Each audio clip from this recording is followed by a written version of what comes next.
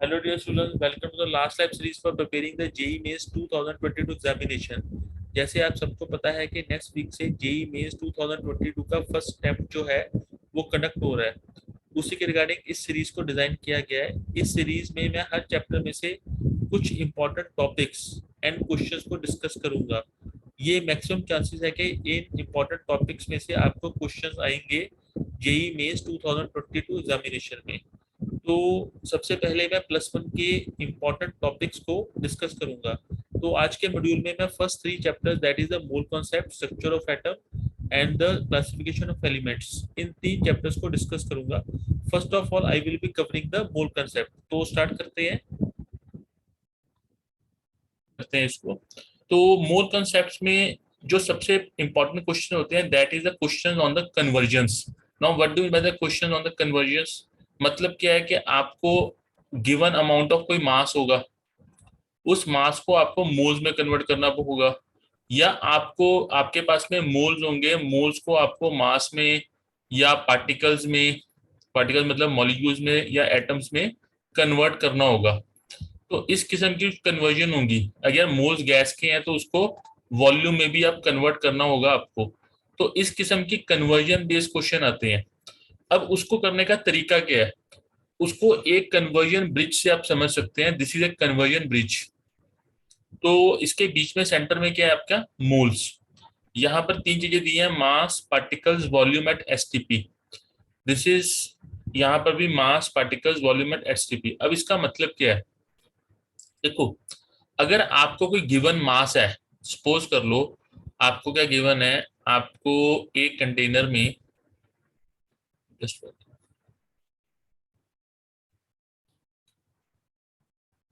एक कंटेनर के अंदर, दिस इज ए कंटेनर, इस कंटेनर के अंदर क्या है? O2 गैस फिल्ड है। O2 gas is filled. उसका मास कितना दिया हुआ है? Mass is given as the 64 ग्राम।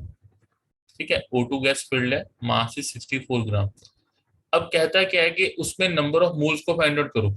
आपके पास ऑक्सीजन का मास 64 ग्राम है और आपको number of moles find out करने हैं। तो इसका तरीका क्या है? मास डिवाइडेड बाय मोलर मास। जो भी आपको गिवन मास है उसको मोलर मास से डिवाइड कर दो तो क्या आ जाएंगे? Number of moles.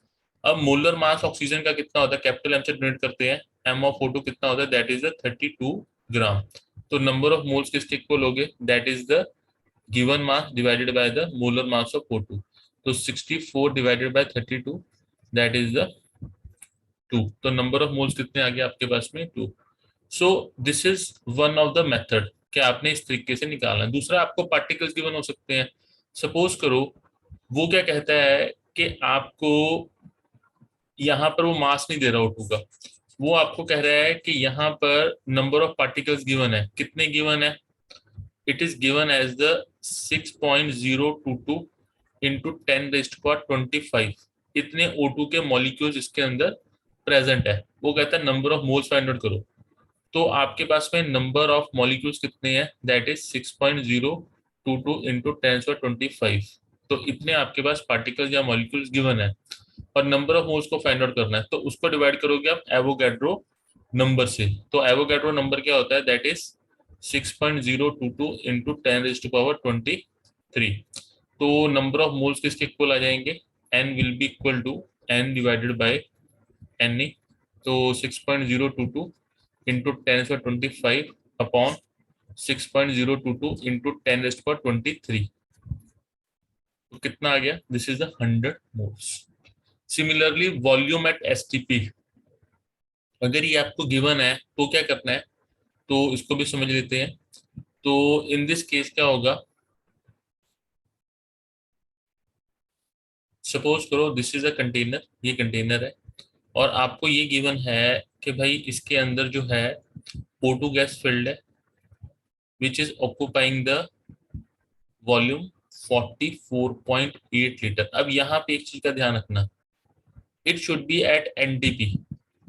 यहाँ पर एसटीपी गिवन है बट एसटीपी पे कितना ऑक्यूपाई करता है? 22.7 लीटर एसटीपी पे ऑक्यूपाई करता है और एनटीपी पे कितना ऑक्यूपाई करता है? 22.4। पर कई बार न्यूमेरिकल्स में वो एसटीपी पे 22.4 बताता है टू सिंप्लीफाई द कैलकुलेशन। ठीक है, तो एसटीपी का मतलब क्या होता है? It is the 1 bar pressure and the temperature is 273 kelvin, ठीक है। और एनटीपी का मतलब क्या है? 1 एटमॉस्फेयर प्रेशर है and 273 kelvin is the temperature.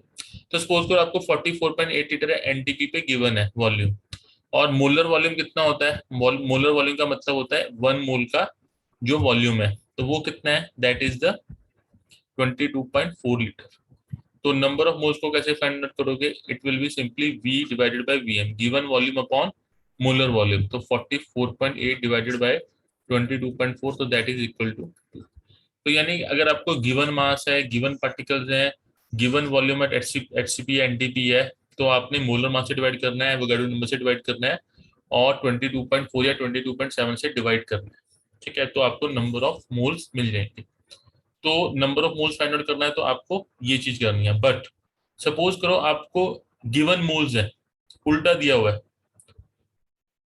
तो अगर उल्टा दिया हुआ है तो क्या करना है? सपोज करो आपको ये दिया हुआ है कि दिस इज ए कंटेनर, इस कंटेनर के अंदर जो है O2 गैस फिल्ड है, उसके आपके नंबर ऑफ मोल्स कितने दिए हैं इसने?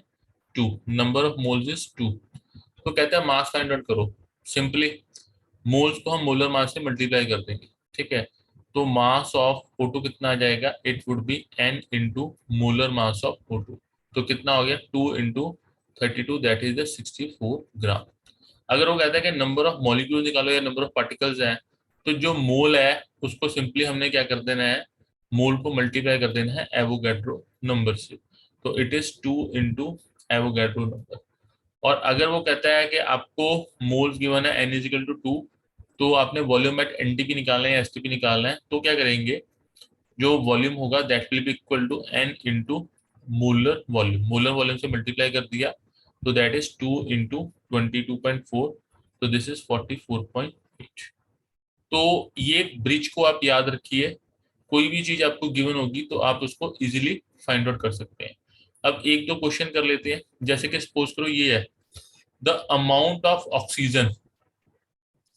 यहाँ पे क्या दिया है? आपको फाइंड आउट क्या करना है? The amount of oxygen in 3.6 moles of water. 3.6 moles of water में ऑक्सीजन कितना प्रेजेंट होगा?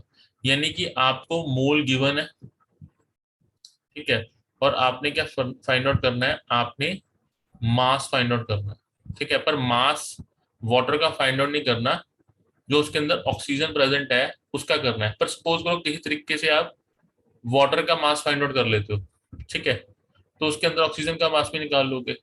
तो अगर इसको ट्राई करते हैं तो कैसे करेंगे? तो आपके पास में क्या है? नंबर ऑफ मोल्स कितने दिए हुए हैं? 3.6, okay. And molar mass of H2O कितना होता है? दैट इज 2 इंटू 1, ठीक है। दो हाइड्रोजन के हैं और हाइड्रोजन का मोलर मास कितना होता है? 1 प्लस 16, तो 18 ग्राम हो गया मोलर मास ऑफ H2O, ठीक है। तो देयर फोर जो मास ऑफ H2O होगा, ठीक है, वो कितना होगा? n into molar mass of H2O। तो इट वुड बी 3.6 इंटू 18। अभी मैं कुछ नहीं कर रहा हूँ, ऐसा लिख रहा हूँ। तो मास ऑफ H2O कितना आ गया? That is equal to 3.6 into 18 gram. इसको कैलकुलेशन हमेशा एंड में करनी है, ठीक है। तो मोलर मास जो मास ऑफ H2O आ गया 3.6 इंटू 18 ग्राम। पर इसमें अमाउंट ऑफ ऑक्सीजन को मैंने फाइंड आउट करना है कि ऑक्सीजन कितना है। तो भाई अगर मैं H2O लेता हूँ, ठीक है, H2O कितना है? 18 ग्राम है। तो 18 ग्राम में जो ऑक्सीजन प्रेजेंट कितना होता है? That is the 16 gram, okay. तो अगर 18 ग्राम है तो 16 ग्राम, और मास कितना दिया हुआ है? दैट इज 3.6 इंटू 18 ग्राम। तो सिंपली क्या कर सकते हैं इसमें कि 18 gram of H2O contains 16 gram of oxygen. तो 1 ग्राम कितना कंटेन करेगा? 16/18 ग्राम ऑफ ऑक्सीजन। और दिया कितना हुआ है? 3.6 इंटू 18 दिया, मतलब जो हमने कैलकुलेट किया है 18 ग्राम, तो it will contain 16/18 into 3.6 into 18। तो 18 से 18 कैंसिल हो गया, तो 16 को 36 से मल्टीप्लाई करते हैं तो it would B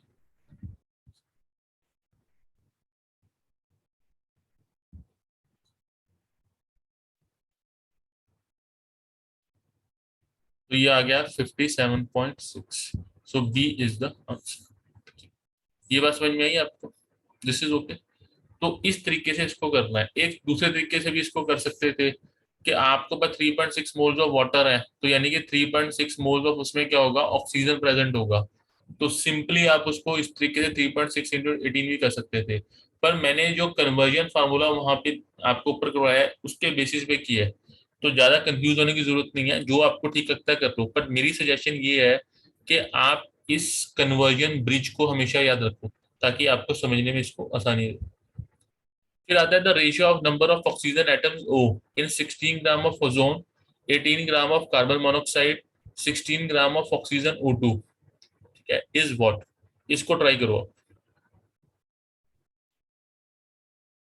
B is not the right answer. ठीक है, देखो इसको कैसे करना है. पहले हम बात करते हैं ratio of number of oxygen atoms in the 16 gram of ozone. अब जो ओजोन होता है उसका फार्मूला क्या होता है, दैट इज द O3. ठीक है, तो O3 इज द फार्मूला. तो इसका मोलर मास कितना हो गया, molar mass of O3 that is 16 into 3 that is simply 48 ग्राम. ठीक है, ये आपका 48 gram is the molar mass. अब गिवन मास कितना है, गिवन मास इज 16 ग्राम. तो what are the number of moles, तो it is given mass divided by molar mass. तो कितना आ गया आपका, दैट इज 16 डिवाइडेड बाय 48. तो ये कितना आ गया, 1/3. ठीक है, तो 1/3 क्या आ गया इसका, नंबर ऑफ मोल्स आ गई. ठीक है, ये बस समझ में आती है. नंबर ऑफ मोल्स कितने आ गए आपके, 1/3. अब उसके बाद में क्या है,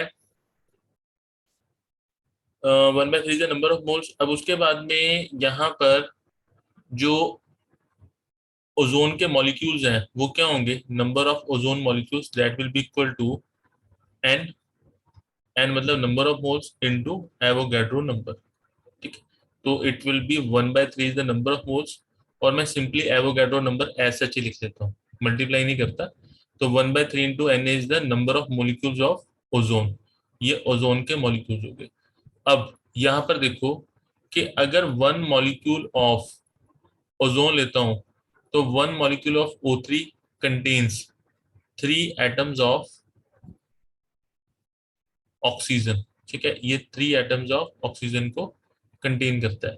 ठीक है, तो 1/3 into Na molecules of O3 that will B containing the 3 into 1/3 into Na atoms of oxygen. तो दिस इज Na एटम्स. ये Na एटम्स आ गए ऑक्सीजन के. ठीक है, सेकेंड थिंग, फिर बात करते हैं हम CO की.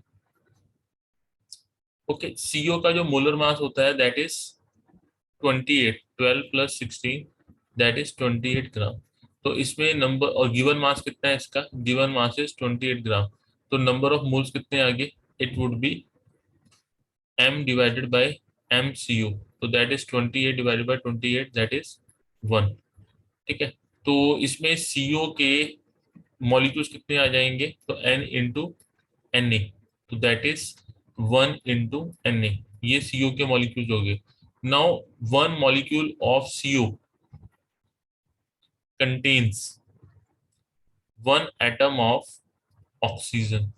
तो देयरफॉर जो 1 into Na molecules of CO, इसमें कितने होंगे, Na एटम्स ऑफ ऑक्सीजन. ये लिख लिया. अब थर्ड पे आते हैं हम. 16 16 ग्राम ऑफ O2. तो यहाँ पे जो O2 है इसका मोलर मास कितना होता है, that is the 32 gram. 32 gram is the molar mass. उसके बाद में जो है इसका 30 गिवन मास कितना है, गिवन मास इज 16 ग्राम. तो नंबर ऑफ मोल्स कितने आगे, it is m divided by MO2. तो this is 16 divided by 32 that is 1/2. ठीक है, तो इसमें number of molecules of O2 कितने आगे, that is n into Na. तो half into Na. So these are the number of molecules of oxygen. Now, one molecule of O2 contains 2 atoms of oxygen. So half into Na molecules of O2 will contain 2 into half into Na atoms of oxygen. तो 2 से 2 cancel, तो ये भी Na atoms of oxygen को contain करता है। अब ये भी Na एटम्स को कंटेन कर रहा है, ये भी Na atoms of oxygen contain कर रहा है, ये भी आपका Na atoms of oxygen contain कर रहा है। तो इसका आंसर क्या होगा आपका? डी। कहाँ पे गड़बड़ हुई थी आपकी?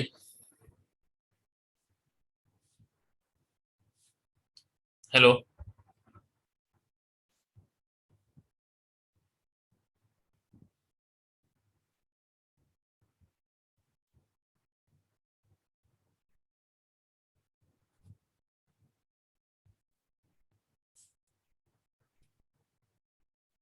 देखो यहाँ पर ना, देखो जो, अब मैं आपको बताता हूँ, this is the easy question. ये एक इजी क्वेश्चन है। ऐसा क्वेश्चन गलत नहीं होना चाहिए। जहां पे एक टफ क्वेश्चन आता है, कोऑर्डिनेशन कंपाउंड का ज्योमेट्रिकल आइसोमर्स में से आ गया, या कोई इक्विलिब्रियम में से आ गया, या केमिकल काइनेटिक्स में कोई टफ क्वेश्चन उठ के आ गया, वो आपका गलत हो जाए कोई प्रॉब्लम नहीं है। बट ऐसा सिंपल क्वेश्चन जिसमें रेशियोज लेनी है, बिल्कुल सिंपल है, मेथोडोलॉजी आपको फॉलो करना है, थोड़ा लेंथी हो सकता है बट इजी क्वेश्चन, तो वहां पे ये क्वेश्चन गलत नहीं होना चाहिए आपको। ओके। और अगर लिखना ज्यादा पड़ जाए कोई बात नहीं, मतलब जैसे ये पूरा पेज भर गया कोई बात नहीं, पर इजी क्वेश्चन है, उस पर टाइम लगा हुआ, और वो गलत नहीं होना चाहिए। आगे चलते हैं। अब आता है इसमें second topic, empirical and molecular formula. हमारे पास में क्या होता है, वेट रेशियोज गिवन होती है, परसेंटेज गिवन होती है, और उसमें हम एम्पिरिकल एंड मॉलिक्यूलर फार्मूला को कैलकुलेट करते हैं। कैसे? जैसे in a compound carbon hydrogen and nitrogen atoms are present in 9:1:3.5 by weight. Carbon hydrogen and nitrogen जो है, उनके जो वेट्स की रेशियो है 9:1:3.5 है, परसेंटेज में नहीं दिया हुआ, वो आपको वेट्स में दिया गया है, मतलब रेशियो में दिया गया है, कोई इश्यू नहीं। Molecular weight of the compound is 108। Molecular weight उसने 108 बता दिया। तो कहता है मॉलिक्यूलर फार्मूला बताओ। तो ऐसा कोई भी क्वेश्चन आ जाए जिसमें आपको परसेंटेज दी गई है एलिमेंट्स की, या उसमें दिया गया है रेशियो बाय वेट, तो उसको करने का तरीका क्या होता है? तो उसके लिए आपको ये टेबल पता होना चाहिए कि आपने हमेशा टेबल से करना है। जब भी एम्पिरिकल एम्पिरिकल या मॉलिक्यूलर फार्मूला को कैलकुलेट करना है, तो ये टेबल आपको पता होना चाहिए। अब यहाँ पे इस टेबल में, यहाँ पर 3 एलिमेंट लिख लो। अब 3 एलिमेंट थे कौन कौन से, एक बार देख लेते हैं पीछे द्वारा। तो ये थे कार्बन हाइड्रोजन एंड नाइट्रोजन, तो इनको लिख लिया, कार्बन हाइड्रोजन नाइट्रोजन। अब परसेंटेज मांगता है, और वहां पे दिया हुआ है आपको रेशियो बाय वेट, तो आप परसेंटेज कैलकुलेट कर सकते हो। ठीक है, ठीक है, you can calculate the percentage. But यहाँ पे जस्ट 1 मिनट, यहाँ पे आपको 9:1:3.5 है, तो अगर ये भी लिख दो कोई फर्क नहीं पड़ेगा। क्यों? क्योंकि अगर आप परसेंटेज कैलकुलेट करते हो तो करोगे क्या, 9+1 10 प्लस 3.5 13.5 कर लोगे, तो 9/13.5 इंटू 100 करोगे। जस्ट 1 मिनट में बताता हूँ। जैसे इसकी, इसको परसेंटेज में कैलकुलेट कर रहे हो तो कैसे करोगे, 9/9+1+3.5, तो 13.5 इंटू 100। तो ये किसकी आएगी, ये परसेंटेज आ जाएगी आपकी कार्बन की। हाइड्रोजन की कैलकुलेट करोगे तो 1/13.5 इंटू 100। और अगर नाइट्रोजन की कैलकुलेट करोगे तो 13.5 इंटू 100। अगर आप ध्यान से देखो तो ये वाला जो फैक्टर है, ये सब में कॉमन ही है। तो इसको रखना, रखोगे या नहीं रखोगे कोई फर्क नहीं पड़ता, क्योंकि एंड में तो हमने रेशियो लेनी है। तो इसको करने का कोई फायदा नहीं है। आप अगर, आपको रेशियो बाय वेट दी गई है तो उसको डायरेक्टली यूज कर लो, ये परसेंटेज कैलकुलेट करने की जरूरत नहीं है, कोई इशू, फायदा नहीं है इसका। तो मैं सीधा ही उसको लिख रहा हूँ।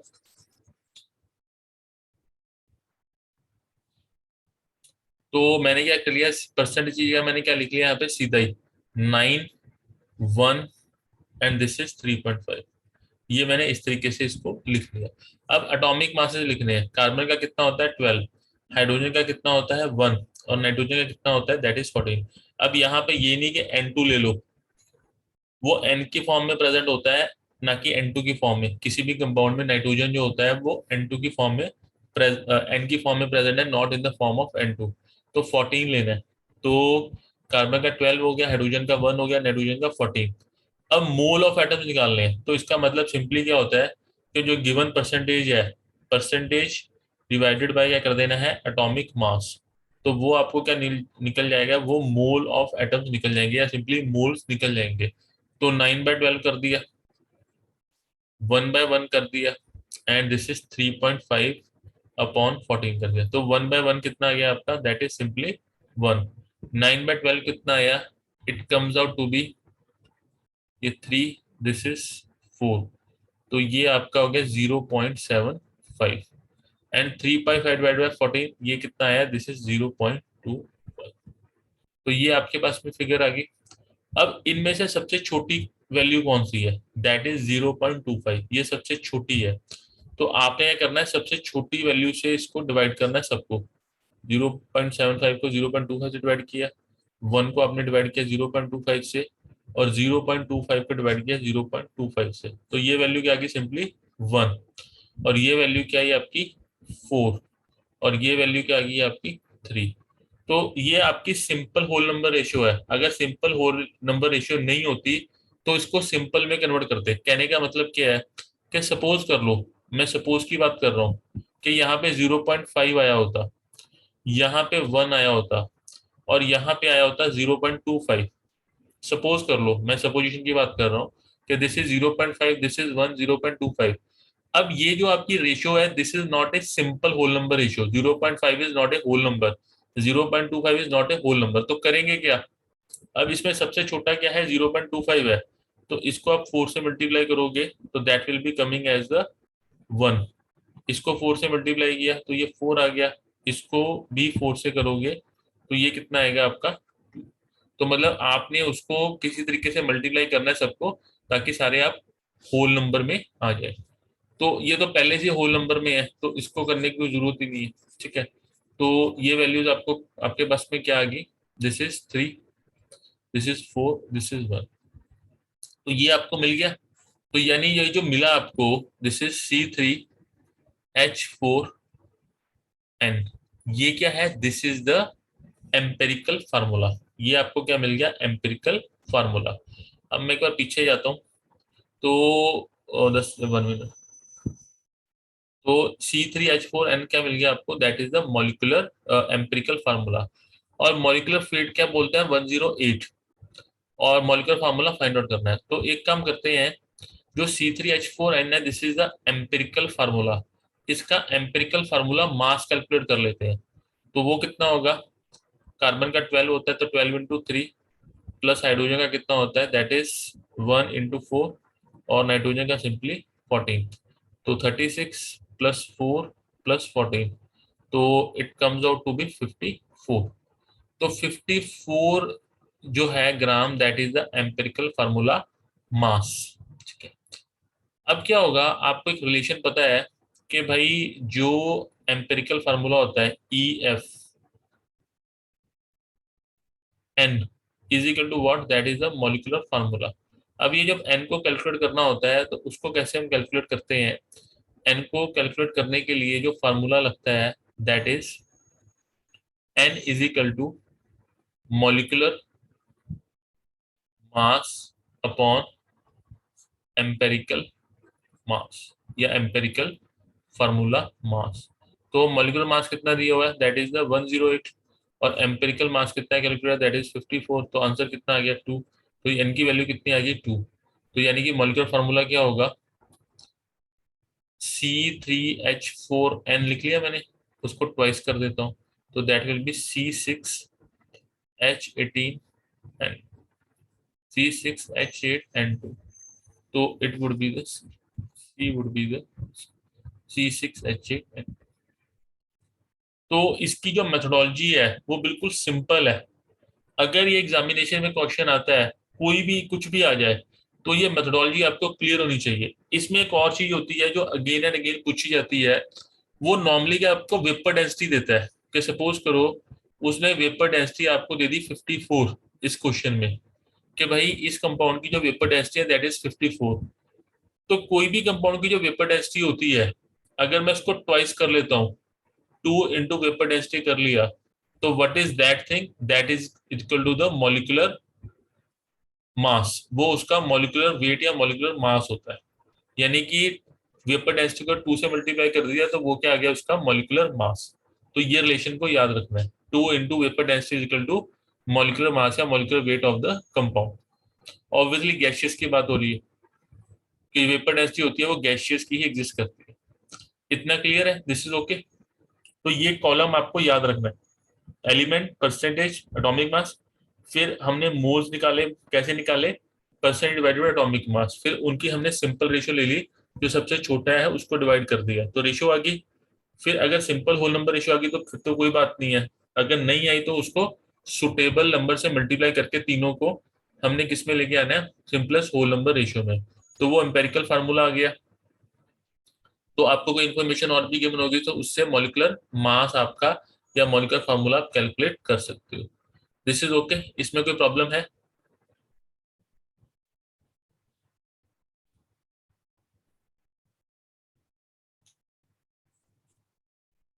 अब आगे चलते हैं।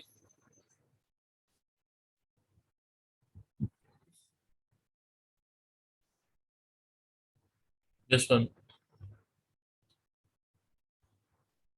अब ये क्वेश्चन है, the gaseous compound of nitrogen hydrogen contains 12.5 percentage of hydrogen.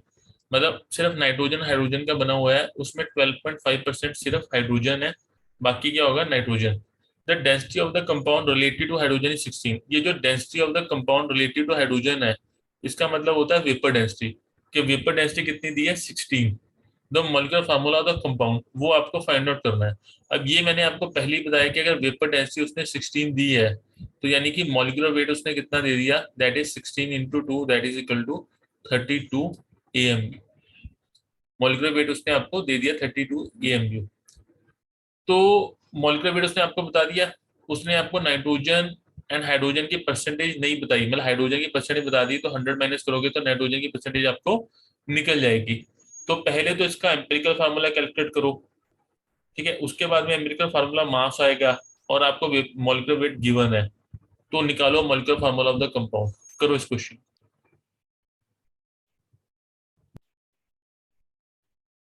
D is the right answer, ठीक है आपका। तो इसको कैसे करना है, तो सिंपली हमने क्या लिखा, जस्ट वन।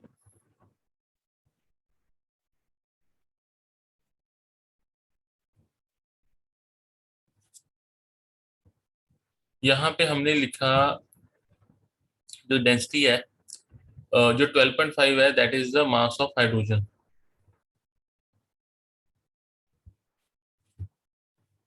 तो नाइट्रोजन का कितना होगा, that will B 87.5, and hydrogen that is 12.5।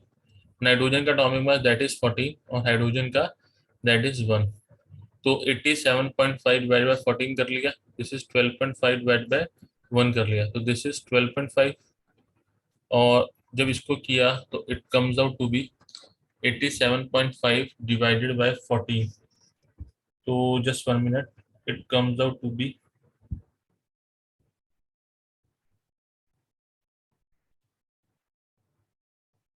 It is 6.25।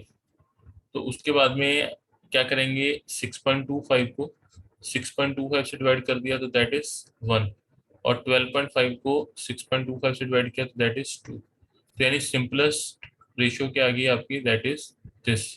तो इसका एम्पेरिकल फार्मूला क्या आ गया, that is N/H, that is 1:2, तो NH2। तो जब NH2 आ गया तो इसका हम क्या करेंगे, एम्पेरिकल फार्मूला मास। तो एम्पिरिकल फार्मूला मास क्या हो गया, तो that will B 14 plus 1 into 2, तो दैट इज 16 ग्राम। ठीक है, 16 ग्राम आ गया। और हमको इसकी वेपर डेंसिटी गिवन कितनी थी पीछे, the vapour density was given as the 16। तो यानी कि मॉलिक्यूलर वेट कितना आ गया इसका, जो मॉलिक्यूलर वेट है दैट विल बी 16 इंटू 2, 32 ग्राम। तो एन की वैल्यू कितनी आ जाएगी, this is molecular weight divided by empirical formal mass, that is 32 divided by 16, तो that is 2। तो जो मॉलिक्यूलर फार्मूला होगा ये क्या होगा, it would B NH2 twice, तो दिस विल बी N2H2। तो ये चीज आ गई। तो यहाँ पे जो आंसर है that is N2H2। D is the right answer. ठीक है, तो ये एम्पिरिकल मॉलिक्यूलर फार्मूला वाले क्वेश्चन भी आ सकते हैं। इसके अलावा जो इस चैप्टर में है मोल कॉन्सेप्ट में, वो है concentration terms like molality, molarity, normality. But वो सॉल्यूशन चैप्टर में भी है +2 में, जो हमने काफी डिटेल में किया है, तो मैंने उसको यहाँ पर कवर नहीं किया। वो सॉल्यूशन चैप्टर्स में हम ऑलरेडी कर चुके हैं। तो ये इंपॉर्टेंट टॉपिक्स हैं इसमें। ओके, अब आते हैं हम स्ट्रक्चर ऑफ एटम्स में। जो स्ट्रक्चर ऑफ एटम्स है उसमें सबसे पहले आपका आता है फोटोइलेक्ट्रिक इफेक्ट। अब ये फोटोइलेक्ट्रिक इफेक्ट होता क्या है, बड़ा ही ब्रीफ में आपको समझाऊंगा कि फोटोइलेक्ट्रिक इफेक्ट में हम करते क्या है। दिस इज द, कोई आपकी ये मेटल है, ठीक है। मेटल में एक एटम है, दिस इज एटम जिसका न्यूक्लियस है, और उसके पास में एक आउटर मोस्ट इलेक्ट्रॉन होगा, this will be the outer most electron. ठीक है, अब क्या होगा, जो न्यूक्लियस और इसके बीच में एक अट्रैक्टिव फोर्स क्या होगा, प्रेजेंट होगा। ओके, उसको हम बोलते हैं work function, denoted by the W। अब मैं क्या करता हूँ, कोई लाइट सोर्स लेता हूँ या एनर्जी का सोर्स लेता हूँ, तो वहां से एक फोटोन निकलता है, देर इज फोटोन, जिसके पास में जो एनर्जी है कितनी है, that is equal to H nu. What is the nu, nu is the frequency of light. तो उसके पास में एनर्जी है, तो उसने क्या किया, उसने इस इलेक्ट्रॉन को हिट किया, तो ये जो यहाँ पर बॉन्डिंग थी उसको तोड़ दिया। उसके बाद में इलेक्ट्रॉन ने एनर्जी को अब्जॉर्ब किया, और वो उसकी वेलोसिटी कितनी होगी, दैट इज v। तो half mv² is the kinetic energy by which the electron is emitted. यानी कि ये जो E है, जो एच न्यू है, उसने एक तो ये बाइंडिंग एनर्जी को तोड़ दिया, वर्क फंक्शन को तोड़ दिया। उसके बाद जो एनर्जी उसने प्रोवाइड की, तो वो एनर्जी क्या है, that is the kinetic energy is equal to half mv²। तो अगर मैं इस फोटो इलेक्ट्रिक को लिखता हूँ, तो it is H nu is equal to work function plus kinetic energy, kinetic energy of photo electron, या h nu is equal to W0 प्लस हाफ mv²। ठीक है, तो this is the photo electric equation. इसमें अब और काफी चीजें हैं। सपोज करो मैं एक ऐसा लाइट सोर्स लेता हूँ जिसके पास में उतनी ही एनर्जी है कि बस ये टूट जाए, इससे ज्यादा कुछ ना हो। तो ऐसी अगर मैं फोटोन ले रहा हूं, तो उसकी जो एनर्जी होगी उसको मैं एक नया नाम दूंगा, that will be equal to E H nu nought. बस उतना ही मैं न्यू नॉट ले रहा हूं कि ये बॉन्ड को टूट जाए। तो यानी कि जो एच न्यू नॉट होगा, that will be equal to the work function.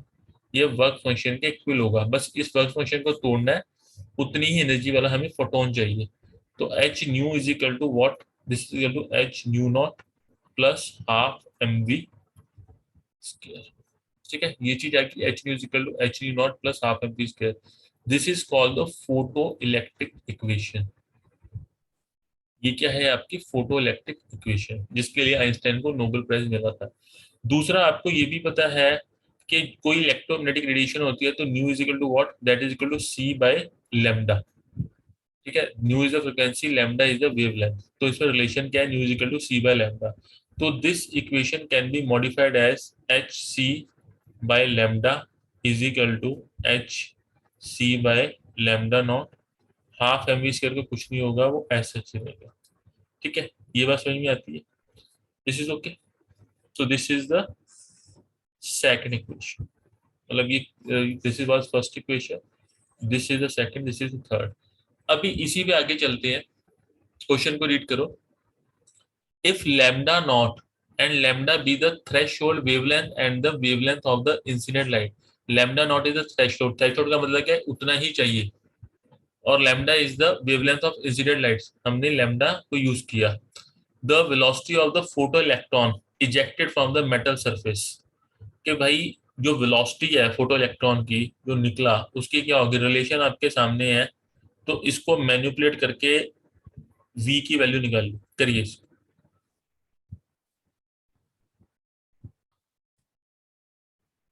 C is the right answer. ठीक है, एक बार देख लेते हैं, इसको सॉल्व करके देख लेते हैं। तो यहाँ पे मैं रेस कर देता हूँ,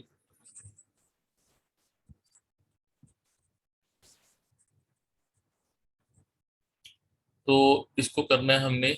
तो this is the H C by lambda is equal to H C lambda nought plus half M we square. तो इक्वेशन मैनिपुलेट ही करना है, कोई ज़्यादा मुश्किल काम नहीं। H C by lambda minus H C by lambda not half M we square. तो पहले इसको सॉल्व कर लिया, एच सी को कॉमन ले लिया, तो एच सी को कॉमन ले लिया, this is 1/λ minus lambda not half M we square. नीचे वाले को भी रब कर देता हूँ।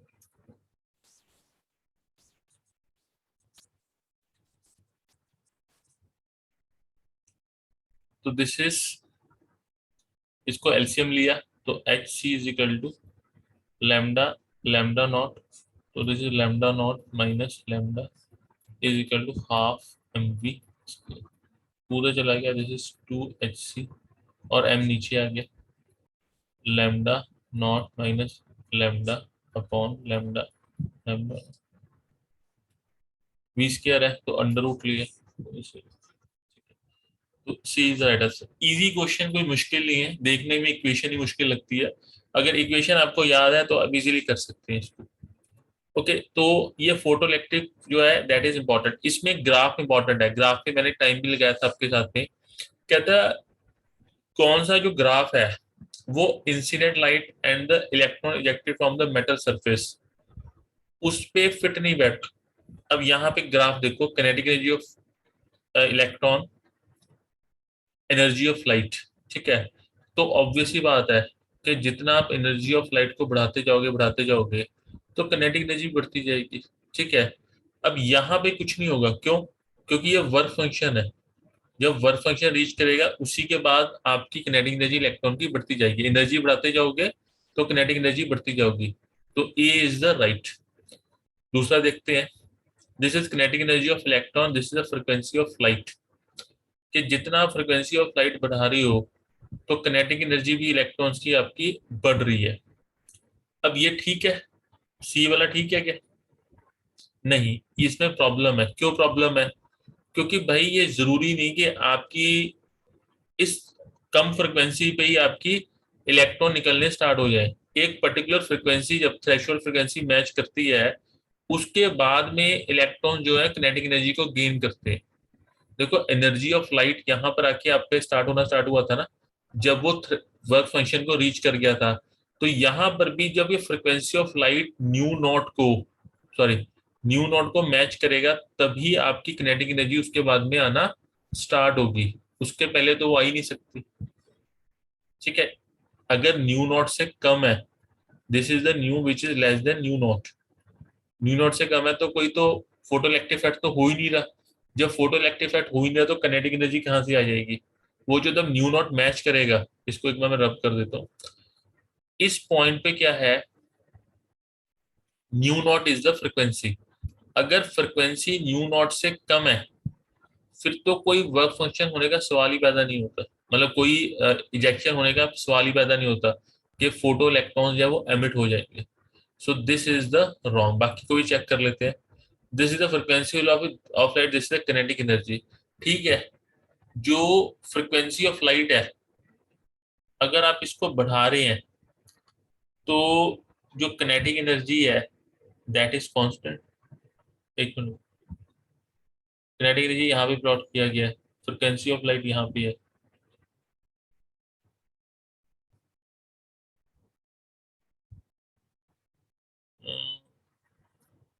ये ना कुछ गलत है, एक मिनट,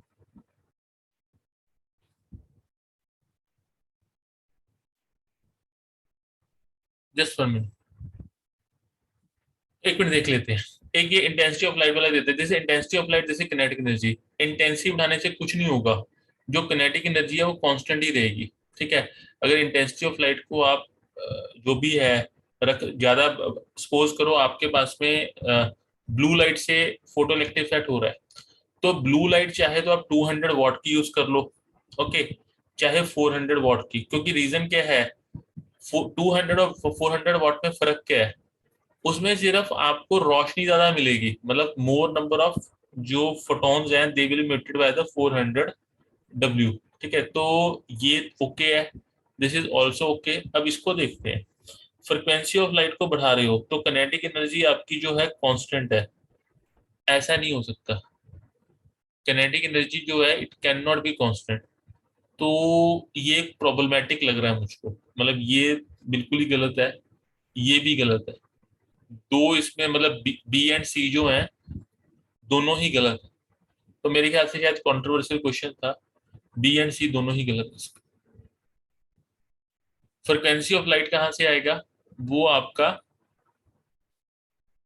इस तरीके से आएगा, यहां से भी नहीं हो सकता कभी कि अगर जीरो फ्रिक्वेंसी है, अगर सपोज करो फ्रिक्वेंसी यहाँ पर है, ठीक है, तो जो काइनेटिक एनर्जी जीरो है, दिस इज नॉट पॉसिबल। ठीक है, ये मतलब फोटो इलेक्ट्रिक इफेक्ट यहाँ से स्टार्ट होगा कि मतलब यहाँ से ही आपका स्टार्ट होगा कि हल्की सी फ्रिक्वेंसी लिया तो काइनेटिक एनर्जी आ गया, नहीं। जब तक एक minimum amount of kinetic energy जो है आपको फ्रिक्वेंसी ऑफ लाइट को मैच नहीं कर रहा है, तब तक आपकी काइनेटिक एनर्जी नहीं आएगी। तो सी और बी ये दोनों ही गलत है। Ejection of the photoelectron from the metal in the photoelectric effect experiment can be stopped by applying 0.5 potential. When the radiation of 250 nanometer used, the work function of the metal is what? अब यहाँ पे stopping potential भी आता है। Stopping potential का मतलब क्या है, अगर किनेटिक एनर्जी आपकी रिलीज हो रही है, मतलब वो मूवमेंट कर रहा है, जब भी हमने एक इंसिडेंट लाइट को यूज किया जिसकी जो फ्रिक्वेंसी है it is greater then the threshold frequency, तो जो इलेक्ट्रॉन है that will B gaining the kinetic energy. उस काइनेटिक एनर्जी को हमने खत्म करना है, तो हम एक अपोजिट पोटेंशियल को लेके आते हैं, that is called the stopping potential. अब उसकी वैल्यू कितनी दी है, that is the 0.5 volt.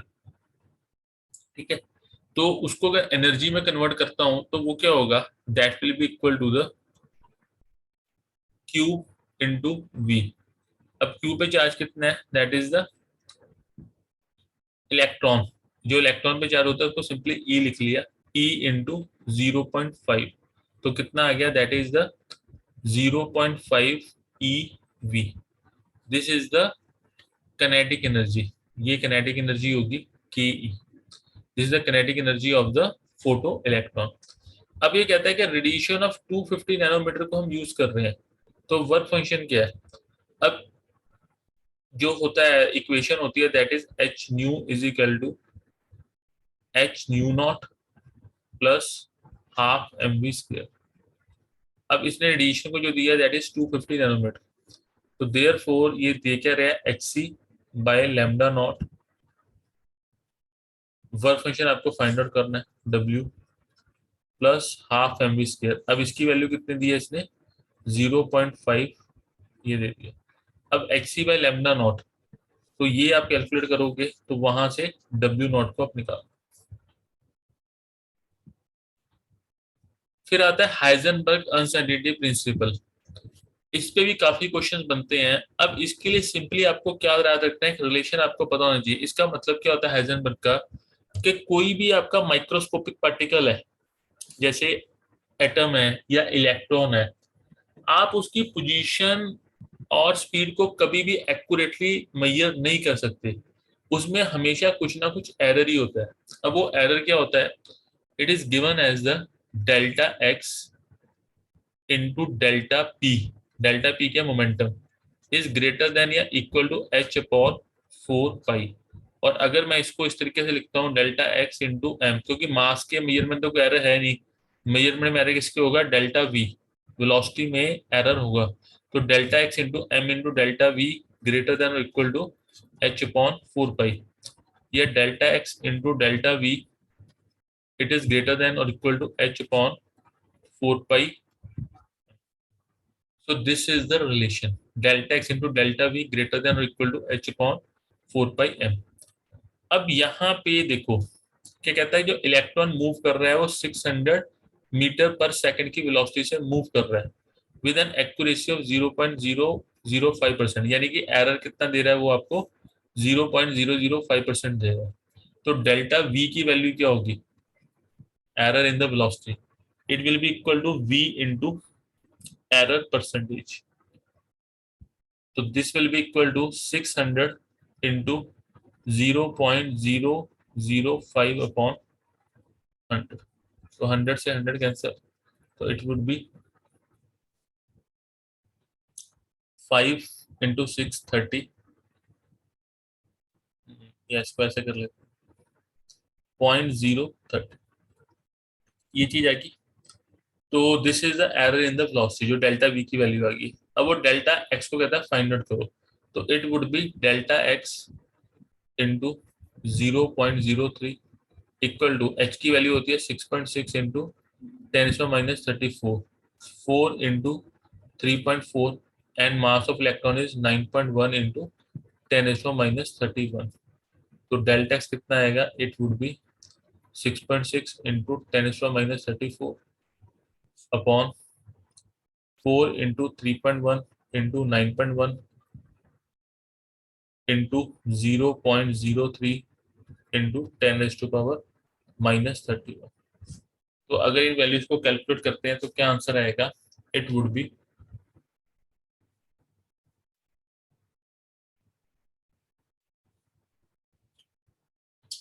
6.6 divided by 3.14 divided by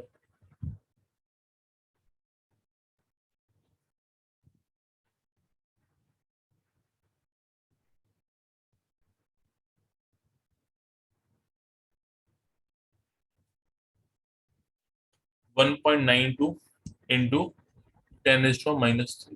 तो B is the right answer. तो ये हाइजेनबर्ग में आपको बस ये फार्मूला याद होना चाहिए, बाकी तो इसका कैलकुलेशन पार्ट है।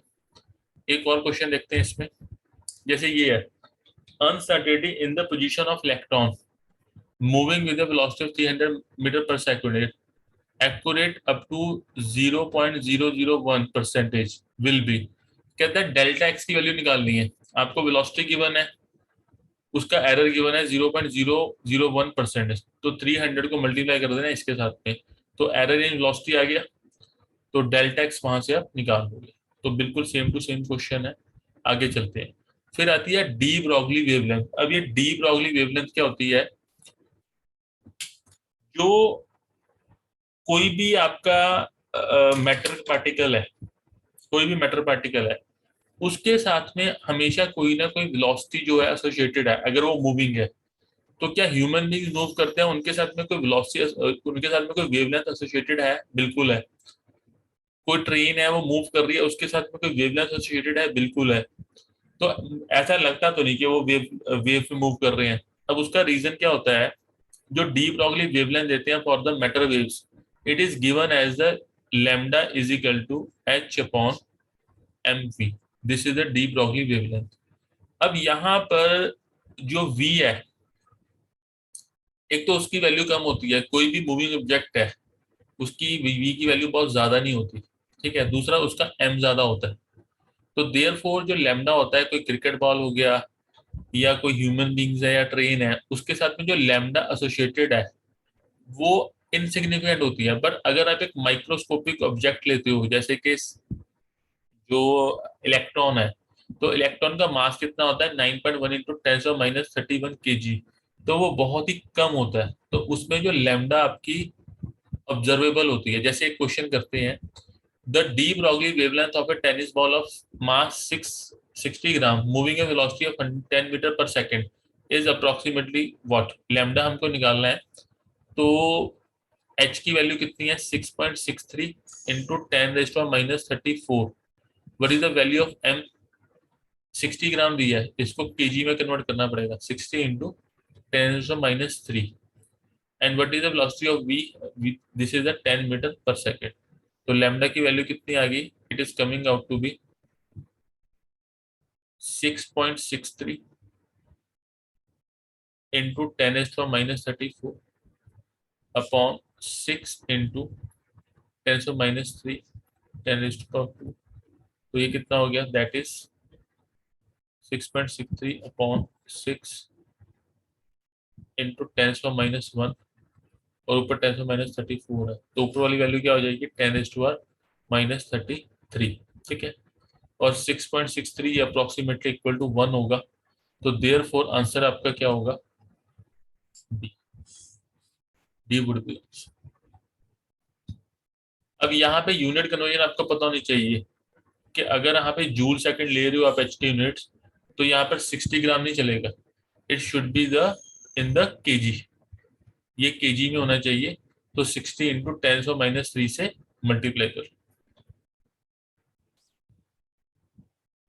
फिर आते हैं क्वांटम नंबर्स पे। इसमें क्वांटम नंबर बहुत इंपॉर्टेंट है। तो जो क्वांटम नंबर्स हैं, वो एक तो उनके नाम आपको पता होने चाहिए। पहला क्या होता है, N, that is the principal. दूसरा क्या होता है, एजीमुथल या एंग्लो क्वांटम नंबर। तीसरा आप क्या होता है, मैग्नेटिक क्वांटम नंबर। चौथा क्या होता है आपका, स्पिन क्वांटम नंबर। तो स्पिन क्वांटम नंबर तो सबसे इजी होता है, इसकी दो ही वैल्यू होती है, प्लस हाफ या माइनस हाफ। क्या मतलब है, जो इलेक्ट्रॉन है इट कैन रोटेट इधर इन द क्लॉकवाइज और इधर इन द एंटी क्लॉकवाइज, तो उसकी जो स्पिन है उसको ये एस जो है डिनोट करता है। अब ये एन एल एम क्या होता है, बेसिकली जो एन होता है वो शेल को डोनेट करता है या ऑर्बिट को, ठीक है। तो एन की वैल्यूज क्या होती हैं, 1 2 3 4 5 सो ऑन। एल क्या होता है, ये सब शेल को इंडिकेट करता है। तो सब शेल मतलब अगर एन की वैल्यू, इसमें एल की वैल्यू क्या होगी, L will be equal to 0 to n-1। मतलब सपोज करो एन की वैल्यू 3 है, तो एल की वैल्यूज क्या होंगी, 0 1 2। अगर 0 है तो इट वुड बी एस, अगर 1 है तो पी, 2 है तो डी, और अगर 3 है तो एफ। ठीक है, तो ये आपके क्या होती हैं, ये बेसिकली जो ऑर्बिटल की शेप्स होती है उसको इंडिकेट करता है कि अगर स्फेरिक एस है तो दिस विल बी स्फेरिकल, अगर पी है तो it would be the dumbbell, अगर डी है तो डबल डम्बेल हो जाएगी, जो एफ है ये मोर डिफ्यूज्ड होगी। तो फिर आता है एम। अब एम क्या होता है, इट इंडिकेट्स द ऑर्बिटल्स, ये ऑर्बिटल्स को इंडिकेट करता है। तो बेसिकली ऑर्बिटल की जो डायरेक्शन ओरिएंटेशन है उसकी बात करता है। तो एम की वैल्यू क्या होती है, जो एम की वैल्यूज होती हैं that is equal to -L2 plus L including 0। जैसे कि सपोज करो मैं 3 की बात कर रहा हूँ, एल इज इक्वल टू 3 है, तो एम क्या होगा, इट वुड बी -3 -2 -1 0 1 2। अगर एल इज इक्वल टू 3 है तो एम की वैल्यू -3 -2 -1 0 +1 +0 1 2, ठीक है, एंड 3। ओके, और इसकी वैल्यू आपकी प्लस हाफ या माइनस हाफ ही होगी। अब ये कहता है quantum number of 4 electrons are given. और दूसरा इसमें क्या होता है, रूल्स आते हैं एनर्जी फिलिंग के। जैसे कि एक रूल होता है आपका अफबाऊ रूल होता है, दूसरा बोहरबरी। अफबाऊ का मतलब क्या होता है कि जैसे 1s है, 2s है, 3s है, सॉरी 2s है, 2p है, 3s है, 3p है। तो एनर्जी के ऑर्डर ये हैं, जैसे जैसे आपका क्वांटम नंबर इंक्रीज होता है तो एनर्जी क्या होती है, इंक्रीज होती है। पर this is not always true. यहाँ पे लगता है बोहरबरी रूल। बोहरबरी रूल क्या होता है, n+l। आपको n+l की वैल्यू चेक करनी है। तो अगर n+l की वैल्यू ज्यादा है किसी के लिए, चाहे उसका क्वांटम नंबर कम ही क्यों ना हो, प्रिंसिपल क्वांटम नंबर, तो n+ उसको ही जो इलेक्ट्रॉन फिलिंग होगी वो बड़े वाले में होगी। जैसे कि एग्जांपल है 4s एंड 3d। 4s में n+l की वैल्यू कितनी होगी, 4 + 0 इज इक्वल टू 4, और 3d में 3 + 2 दैट इज इक्वल टू 5। तो यहाँ पे 5 आ गई, यहाँ पे 4 आ गई। तो इलेक्ट्रॉन फिलिंग किस में पहले होगी, इलेक्ट्रॉन फिलिंग पहले 4s में होगी, क्योंकि इसकी वैल्यू कम है, इसकी ज्यादा है। हालांकि 4s दूर होता है, ठीक है, तो पर 3d की एनर्जी 4s से ज्यादा होगी। तो अब ये बात करता है the correct order of increasing energy will be what. अब जैसे n इज इक्वल टू 4 है, l इज इक्वल टू 2 है, m इज इक्वल टू -2 है, m इज इक्वल टू -½ है। तो ये तो आपके इनसिग्निफिकेंट है ये सारी चीजें तो। अब इसकी बात करो, what is this thing, this is the n+l rule को लगाओ। ये 4 है, ये 2 है, तो कितना हो गया, this is 6। 3 + 2 that is 5, 4 + 1 5, n+1 3 + 1 that is 4। तो सबसे कम एनर्जी किसकी है, वो 4 वाले की है, ठीक है। तो सबसे कम वाला कौन सा है, 4 वाला। अब यहाँ पर ये भी 5 है, ये भी 5 है, बट यहाँ पे नंबर 3 है, यहाँ पे 4 है। तो अगर दोनों का सेम है वैल्यू n+l की, तो जिसका नंबर कम होगा प्रिंसिपल क्वांटम नंबर, उसकी एनर्जी कम होगी। तो इसकी कम है, उसके बाद में थोड़ी ज्यादा किसकी है, सेकंड की, फिर उसके बाद में थर्ड का नंबर, और सबसे ज्यादा एनर्जी किसकी होगी, वन की। तो सी वुड बी द आंसर। तो क्वांटम नंबर और उनके बेसिस पे जो एनर्जीज है उस पे भी क्वेश्चन आ सकता है। ओके, काफी इंपॉर्टेंट है। अब आगे और देखते हैं। In an atom how many orbitals will have the quantum number n is equal to 3, l is equal to 2 और ml इज इक्वल टू, या magnetic quantum number is equal to +2। कहता है कोई भी एटम है उसके अंदर कितनी ऑर्बिटल्स जो हैं उनके लिए क्वांटम नंबर की value n is equal to 3 होगा, l इज इक्वल टू 2 होगा और m इज इक्वल टू +2 होगा। करिए इसको।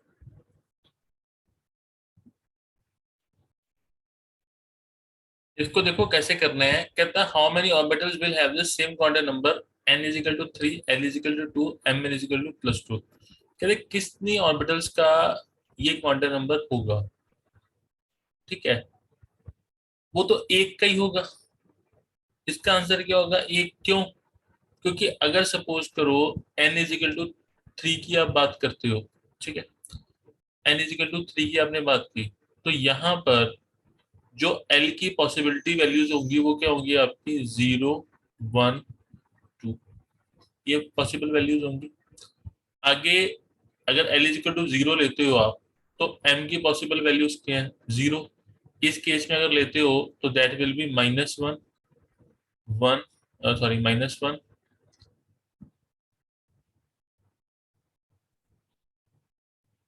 0 and the +1।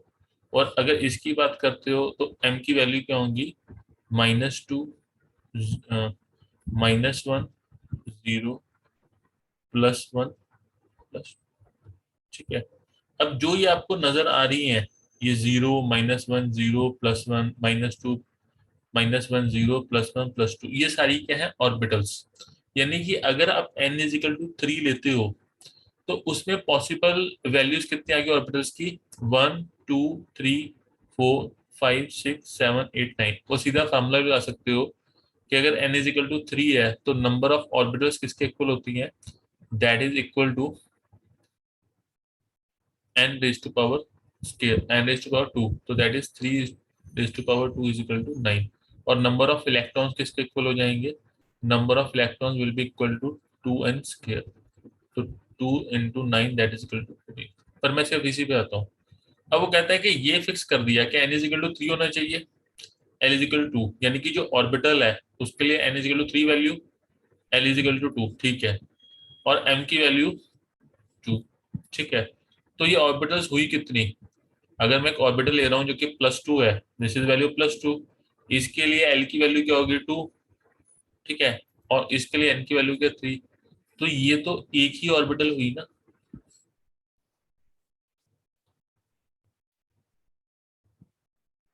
This is only the one orbital.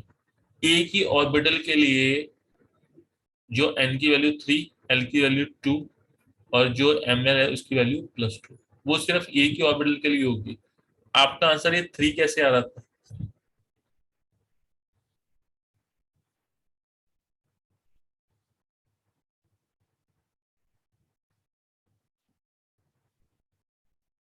ये समझ में आया आपको।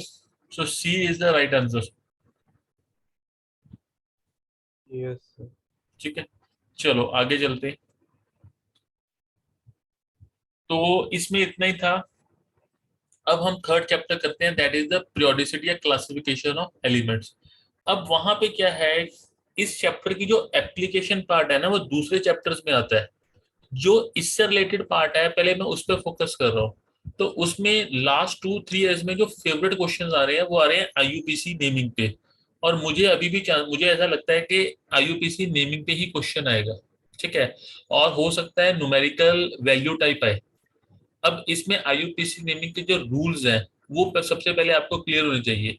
तो उसके लिए ये आपको चार्ट क्लियर होना चाहिए कि भाई अगर जो डिजिट है, अगर 0 है तो उसको हम बोलते हैं निल, और उसकी एब्रीविएशन होती है एन। अगर डिजिट 1 है तो उसको बोलते हैं अन, और एब्रीविएशन इज यू। डिजिट 2 है तो उसको बोलते हैं बाई, एब्रीविएशन इज बी। 3 है तो ट्राई टी। चौथा है तो क्वाड क्यू। पांचवा है तो पेंट पी।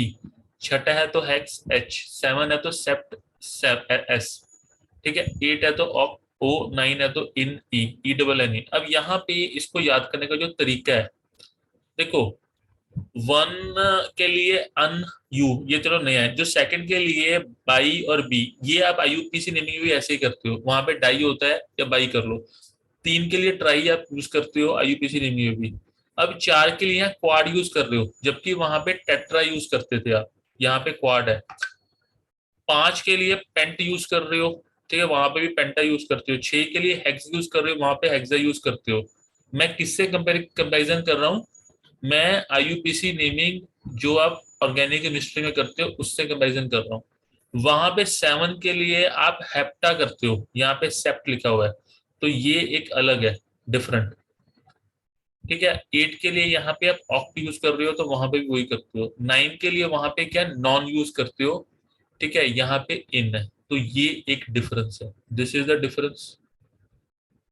7 वाला डिफरेंस हो गया, ये 4 वाला भी आपका डिफरेंस है। सेकंड वाला बाई थोड़ा डिफरेंट है, ठीक है, ये अन है, ये भी मोनो होता है वहां पे, दिस इज ऑल्सो डिफरेंट। तो ये आपको पहले तो टेबल याद करना पड़ेगा, जैसे मर्जी याद करो, याद करो। उसके बाद में इसका नॉमेनक्लेचर देखो, ये 100 से ऊपर स्टार्ट होगा हमेशा से, तो पहले हम 101 वाले को पकड़ते हैं। तो इसको नामकरण इसका कैसे करना है उसको देखो। 101, अब वन के लिए क्या है आपका? अन, तो आपने अन लिखा, यू कैपिटल आ जाएगा। फिर उसके बाद जीरो स्टैंड फॉर द निल, निल लिख लिया। फिर वन आ गया, फिर अन लिखना है, ठीक है, तो अन निल अन, उसके बाद में आई यू एम लगा देना, ठीक है। अब इसका सिंबल क्या होगा? जो पहले वाला वन था वो कैपिटल लिखना है यू, फिर आगे वाला नील के लिए क्या था आपका? एन था, ठीक है, एन लिख लिया। फिर क्या लिख लिया आपने? यू, तो यू एन यू, ठीक है। तो that is the symbol of what? 101। अब 102 की बात करते हैं, तो this will be un, one किसके लिए आ गया? अन के लिए। फिर नील, जीरो। फिर बाई आ गया इसके लिए। फिर अब यहाँ पे आई फिर नहीं लिखना, जैसे बाई आ गया ना, तो ये नहीं कि फिर आई यू एम लिख दो।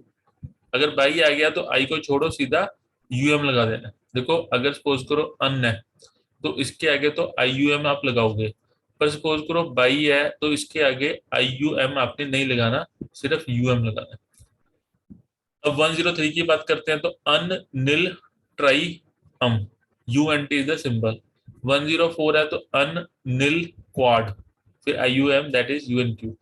105 अन निल पेंट, फिर I M U N P. 106 un nil hex E M U N H. 107 un nil septium U N S. 108 un nil octium U N O. Okay, अब मैं आपसे एक पूछता हूँ, जो आप बताओ, अगर सपोज करो मैं 109 की बात करता हूँ, तो इसका यूपीसी नेमिंग क्या होगा? यहाँ पे टेबल बना हुआ है, बताइए। अगर 109 है तो उसका क्या होगा, और उसका सिंबल क्या होगा? पहले नेम क्या होगा इसका?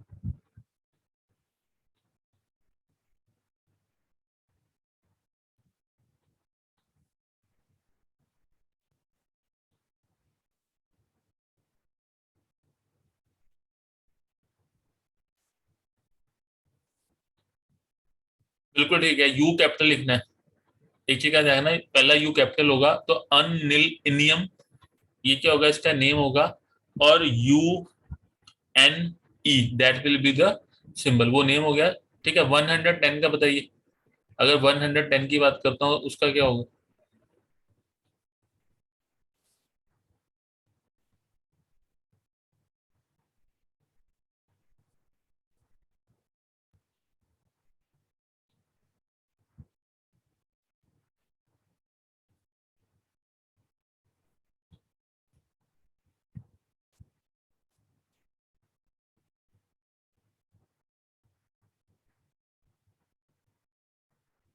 ठीक है, बिल्कुल ठीक है, बस यू कैपिटल होगा, सिंबल इसका क्या आ जाएगा? यू, फिर यू, एंड देन एन।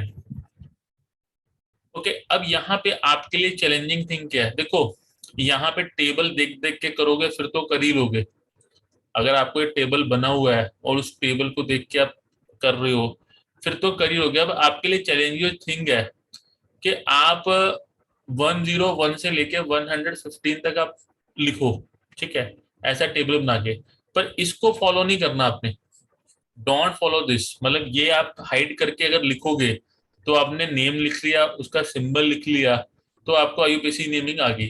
अगर आप देख देख के लिखते रहोगे फिर नहीं आएगा आपको, क्योंकि आप देख के लिख रहे हो, एग्जामिनेशन में तो टेबल होगा नहीं। तो बिना देखे अगर आप नंबर से आप उनके नेम लिख लेते हो, सिंबल लिख लेते हो, तो आप इसको कर लोगे। और ये करके जाना है, मुझे लगता है क्वेश्चन आएंगे इस पे, खासकर न्यूमेरिकल वैल्यू टाइप। तो एक दो करते हैं क्वेश्चन इस पे। तो जैसे एटॉमिक नंबर ऑफ अनिल अनियम, तो उसका एटॉमिक नंबर क्या होगा बताइए।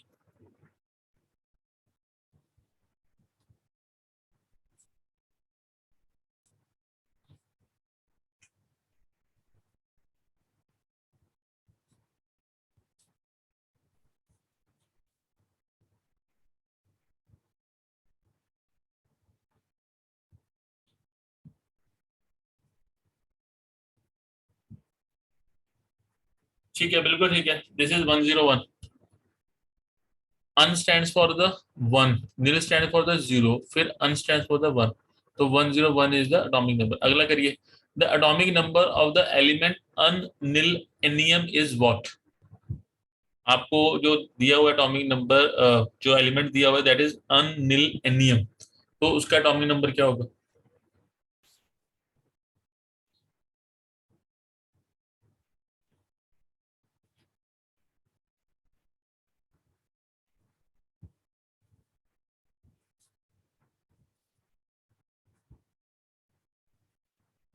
बिल्कुल ठीक है, 109 is the answer. This is 109.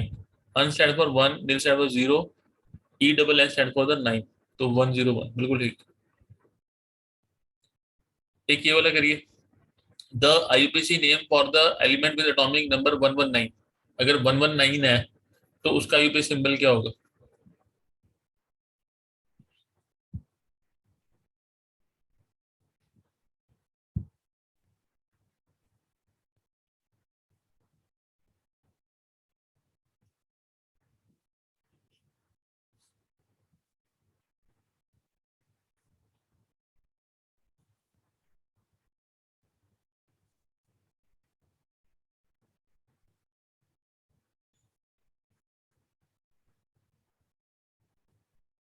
A, A is the right answer, ठीक है।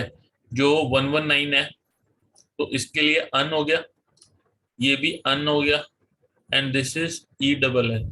तो यहां से यू लिया, यहां से यू लिया, यहां से ई, तो you you E, this is the symbol. तो ए इज द राइट आंसर, बिल्कुल ठीक। अब आगे चलते हैं, अब आते हैं यहाँ पे isoelectronic species and the sizes of cation and अनायन, उसका कंपैरिजन करना। नंबर ऑफ क्वेश्चन इस पे आए हुए हैं, ठीक है, आइसोइलेक्ट्रॉनिक स्पीशीज पे, एंड उसके कंपैरिजन करने हमने साइजेस का, कैटायन एंड अनायन का। तो सबसे पहले तो आइसोइलेक्ट्रॉनिक स्पीशीज होते क्या है, द स्पीशीज या cations and anions which have the same number of electrons but different number of protons. ये इंपॉर्टेंट है, अगर प्रोटॉन सेम हो गए फिर तो वो आइसोटॉप हो गए। यहाँ पर इलेक्ट्रॉन सेम होंगे पर प्रोटॉन सेम नहीं होंगे, क्योंकि अगर इलेक्ट्रॉन प्रोटॉन सेम हो गए फिर तो वो आइसोटॉप हो गए। तो आइसोइलेक्ट्रॉनिक सेट ऑफ स्पीशीज में हमने क्या करना है, नंबर ऑफ इलेक्ट्रॉन्स को देखना है। तो कहता है इसमें आइसोइलेक्ट्रॉनिक स्पीशीज होते कौन से। अब देखो यहाँ पर एटॉमिक नंबर कहीं गिवन नहीं है। जो मैं आपको कहता था कि एटॉमिक नंबर आपको याद करने पड़ेंगे, तो ऐसे क्वेश्चन में एटॉमिक नंबर आपको याद करने पड़ेंगे। विदाउट एटॉमिक नंबर आप इसको कर ही नहीं सकते। तो ऐसे क्वेश्चन में फंसा देते हैं, वो कहते हैं कि एटॉमिक नंबर गिवन होते हैं, पर नहीं गिवन होते, इस क्वेश्चन में गिवन नहीं है, और विदाउट एटॉमिक नंबर आप इसको कर नहीं सकते। चलो करते हैं इसको। तो पहले तो जो स्पीशीज लिखी हुई है उनको देख लेते हैं। जो नाइट्रोजन होता है उसका एटॉमिक नंबर 7 है, जो ऑक्सीजन होता है उसका 8 होता है, फ्लोरीन का 9 होता है, Na का 11 होता है, और कौन सा दिया, मैग्नीशियम इसमें दिया हुआ दैट इज 12। जो लिथियम होता है उसका होता है आपका 3, ठीक है। और कौन सा रह गया इसमें, ऑक्सीजन होता है उसका होता है 8। ऑक्सीजन तो पहले ही आ गया। और कौन सा दिया है, एफ नेगेटिव हो गया, O2 भी हो गया। ठीक है, तो लगभग सारे हो गए। तो अब आपको ये चीज नहीं हुई, आपको कुछ और दिया हुआ है। आपको दिया हुआ है N3 नेगेटिव। तो N3 नेगेटिव में 3 इलेक्ट्रॉन ऐड कर दिए तो क्या हो गया, दिस इज 10। फिर O दिया है, O2 नेगेटिव कर दिया तो 2 इलेक्ट्रॉन ऐड कर दिए, क्या हो गया 10। फिर एफ नेगेटिव में एक इलेक्ट्रॉन ऐड कर दिया तो क्या हो गया 10। देखो जब भी न्यूट्रल एटम से आपका अनायन बनेगा तो एडिशन होगा इलेक्ट्रॉन्स का। तो यहाँ पे इलेक्ट्रॉन 7 है तो इसमें हो गए 10, 3 ऐड हो गए। ऑक्सीजन में 8 है, दो 2 नेगेटिव है, 2 इलेक्ट्रॉन ऐड कर दिए तो 10। इसमें 9 है, एक इलेक्ट्रॉन ऐड कर दिया तो 10।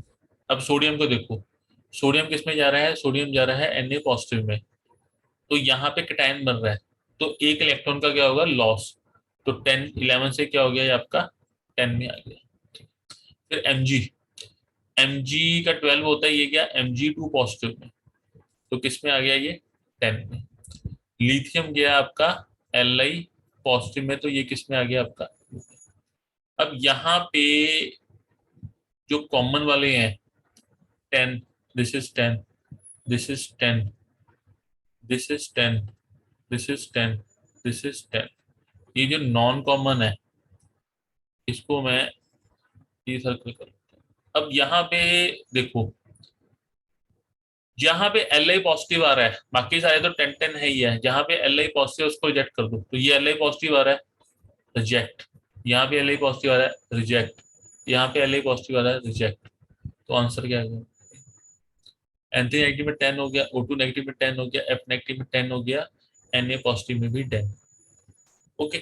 तो अगर ऐसा क्वेश्चन आता है तो ये आपका ठीक होना चाहिए, प्रोवाइडेड आपको अटॉमिक नंबर पता होने चाहिए।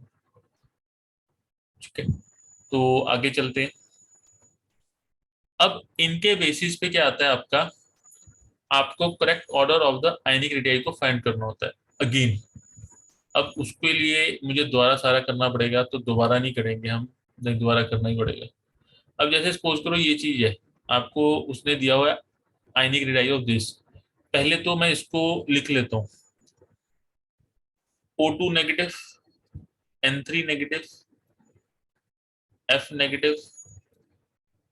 इसको इस फॉर्म में नहीं लिखता मैं, जानबूझ के किसी और फॉर्म में लिखता हूँ, उसका रीजन बाद में बताऊंगा। This is N3 negative, O2 negative, F negative, Na positive, Mg2 positive, Al3 positive. अब यहाँ पे मैं यहाँ पे लिख रहा हूँ नंबर ऑफ इलेक्ट्रॉन्स और नंबर ऑफ प्रोटॉन्स। अब जो नंबर ऑफ इलेक्ट्रॉन्स हैं, एन के पास में कितने होते हैं, 7, क्योंकि इसका एटॉमिक नंबर होता है 7। ऑक्सीजन में कितने होते हैं, 8, क्योंकि एटॉमिक नंबर इज 8। एफ में कितने होंगे, 9। Na में कितने होंगे, दैट विल बी 11। मैग्नीशियम में 12, इसमें 13। तो ये number of protons present in the nucleus है। ठीक है, तो नंबर ऑफ इलेक्ट्रॉन भी कितने होने चाहिए थे, 7। पर ये 3 नेगेटिव है तो कितने हो गए, 10। ठीक है, दिस इज O2 नेगेटिव तो 10। F नेगेटिव है तो इलेक्ट्रॉन ऐड कर दिया तो कितना हो गया, 10। This is 10, this is 10, this is 10। तो यानी कि ये आइसो इलेक्ट्रॉनिक स्पीशीज है। इन सभी में 10-10 इलेक्ट्रॉन है, पर इसमें 7 प्रोटॉन्स है, इसमें 8 प्रोटॉन्स है, इसमें 9 है, इसमें 11 है, इसमें 12 है, इसमें 13 है। अब यहाँ पर 13 प्रोटॉन्स है, जो 13 प्रोटॉन्स है। ठीक है, अब वो क्या करेंगे आपके, वो 10 इलेक्ट्रॉन्स को स्ट्रांगली अपनी ओर खींचेंगे। ठीक है, वो स्ट्रांगली अपने आप को पुल करेंगे। जो प्रोटॉन्स हैं, they will be pulling the electron strongly. तो यहाँ पर न्यूक्लियर चार्ज बहुत ज्यादा होगा, और न्यूक्लियर चार्ज सबसे कम किस में होगा, वो इस केस में होगा। यहाँ पर न्यूक्लियर चार्ज इफेक्टिव नहीं होगा, यहाँ पर बहुत ज्यादा न्यूक्लियर चार्ज है, क्योंकि प्रोटॉन्स कितने हैं, 13 प्रोटॉन्स 10 इलेक्ट्रॉन्स को अट्रैक्ट कर रहे हैं, और यहाँ पर 7 प्रोटॉन्स 10 इलेक्ट्रॉन्स को अट्रैक्ट कर रहे हैं। तो यहाँ पर ग्रिप ज्यादा नहीं है, पर यहाँ पर ग्रिप ज्यादा है। तो देयर फोर, जब न्यूक्लियर चार्ज जो है वो ज्यादा है, तो देयर फोर वो इलेक्ट्रॉन को अपनी तरफ ज्यादा खींचेगा, तो साइज सबसे कम इसका होगा। तो देयर फोर जो आयनिक रेडियाई होगी, सबसे ज्यादा किसकी होगी, N3 नेगेटिव की, फिर O2 नेगेटिव की, फिर F नेगेटिव की, फिर Na पॉजिटिव की, और Al3 पॉजिटिव की सबसे कम होगी। तो ऑर्डर क्या होगा, N3 नेगेटिव सबसे ज्यादा, फिर नंबर किसका आएगा, O2 नेगेटिव का, फिर F नेगेटिव का, फिर Na पॉजिटिव का, फिर Mg2 पॉजिटिव का, Al3 पॉजिटिव का सबसे कम। तो C is the answer. In the case of isoelectronic species, more is the positive charge, या more is the nuclear charge, sorry, more is the nuclear charge, lesser is the radius। तो ऐसे question भी बहुत आए हुए हैं। ये 2020 का क्वेश्चन है, पर इससे पहले भी बहुत ज्यादा क्वेश्चन इस कॉन्सेप्ट पे आए हुए हैं। तो ये कॉन्सेप्ट आपका गलत नहीं होना चाहिए। अगर इस पे क्वेश्चन आता है तो it should be correct. Again, इसमें एटॉमिक नंबर गिवन नहीं है, तो एटॉमिक नंबर आपको याद करने पड़ेंगे।